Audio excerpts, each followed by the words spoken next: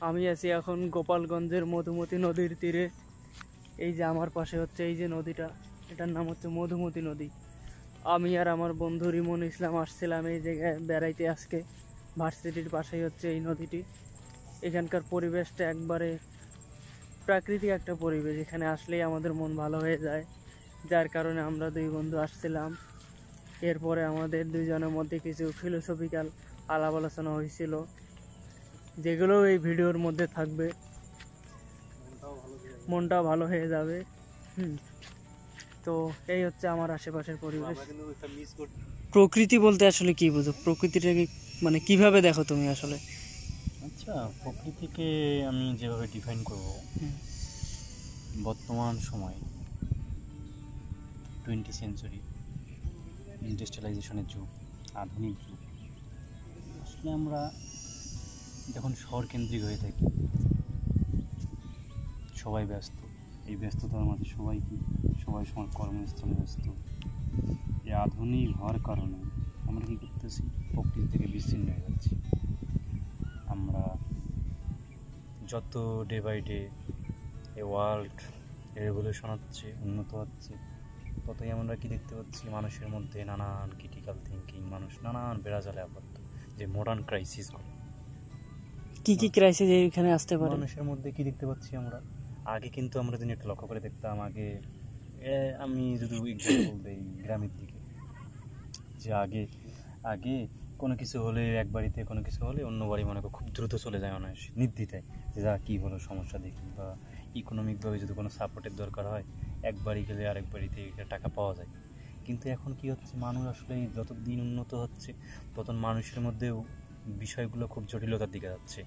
মানুষ আস্তে আস্তে তার যে অ্যাজ এ মানুষ হিসেবে তার যে দায়িত্ববোধ, সহানুভূতি, এসব মানুষ কী করতেছে, এসব মানুষ হারিয়ে ফেলতেছে। মানুষ এখন মনে করতেছে যে ইন্ডিভিজুয়ালিস্টিক টাইপের, ঠিক আছে, সেই মনে করতেছে ব্যক্তিকেন্দ্রিক, আমি বাঁচলেই বাপের নাম, প্রবাদ হিসাবে, যে সে নিজে বাঁচলেই বাপের নাম, নিজেকেই সে বড় হিসেবে দেখতেছে। মানুষ কী করতেছে এটা দেখার সময় নেই। ভালোবাসা বলতে আর কিছু নেই এই জায়গায়। না, এখানে ভালো মানে কি বলবো, মানে ভালোবাসাটা শূন্য হয়ে গেছে। আগে এসব বিষয় ছিল, যে পারিবারিক বন্ধন, আত্মীয়ের বন্ধন, বন্ধুর বন্ধুত্ব, কিন্তু ঠিক আছে, মানুষ হিসাবে তার আত্মকেন্দ্রিক বা আত্মস্বার্থ থাকবেই, এটা প্রাকৃতিক বিষয়। কিন্তু আমরা এখন জটিল হয়ে গেছি, যে আসলে আমরা মনে করতেছি কি অল আর ফ্যাক, সবাই ফ্যাক হয়ে গেছে, ঠিক আছে। এই কথাটা ভেবে আমরা কি করতেছি, আমরা আসলে মানুষের মধ্যে সেপারেট তৈরি হতেছে, আমাদের মধ্যে আমরা একাকী ফিল করতেছি অল টাইম, নানান ধরনের ডিপ্রেশন আমাদের মধ্যে কাজ করতেছে। দিন শেষে আমরা এই দুনিয়াতে আসি কিছুদিন, আমাদেরকে সফল হইতেই হবে। আল্লাহ তাআলা দিলে আমরা একদিন না একদিন, কেউ তো বেকার থাকবে না, কেউ কোনো না কোনো কিছু করে ইনশাল্লাহ খাবে। কিন্তু আমাদের ভিতরে এই যে জটিলতা, নানান ধরনের জটিলতা তৈরি হয়েছে।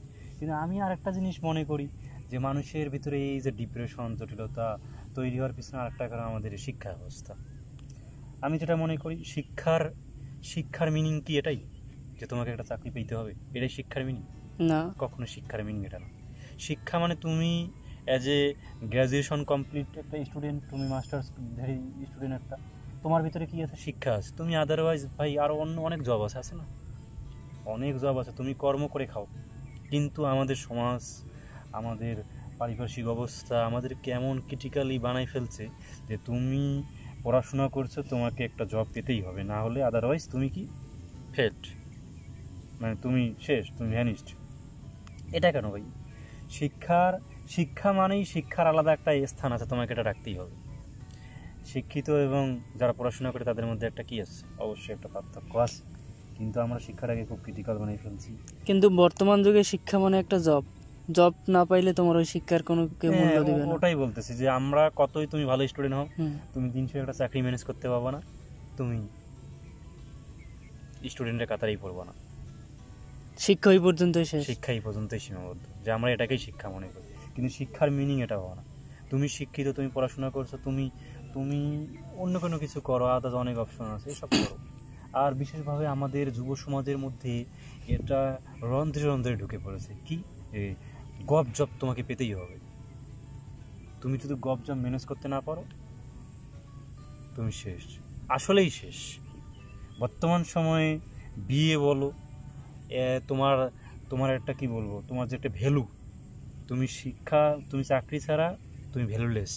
তোমাকে পরিবার মূল্যায়ন করতেছে না, সমাজ মূল্যায়ন করতেছে না। তুমি হায়ার হায়ার ডিগ্রি আছে, তুমি ইনকাম করতেছো না, তুমি ভ্যালুলেস। সমাজের কাছে তুমি ভ্যালুলেস, পরিবারের কাছে তুমি ভ্যালুলেস। কেন ভাই? এটাই শিক্ষার উদ্দেশ্য? এটাই তো শিক্ষার উদ্দেশ্য না। বিবাহের ক্ষেত্রেও আমরা দেখতেছি এখন বিবাহ হচ্ছে না। একটা সরকারি চাকরির পিয়ন, তাকেই মেয়ে দিচ্ছে, কিন্তু তুমি অন্য জব করতেছো, গভ ছাড়া অন্য জব করতেছো, তোমার কোনো মূল্য নেই। এসব হবে কেন?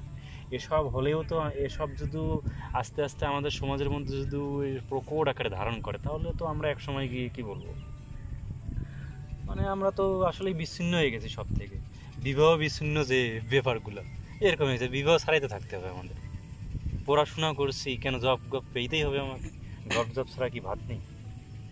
এই বিষয়গুলোই আস্তে আস্তে ক্রিটিক্যাল হয়ে যাচ্ছে।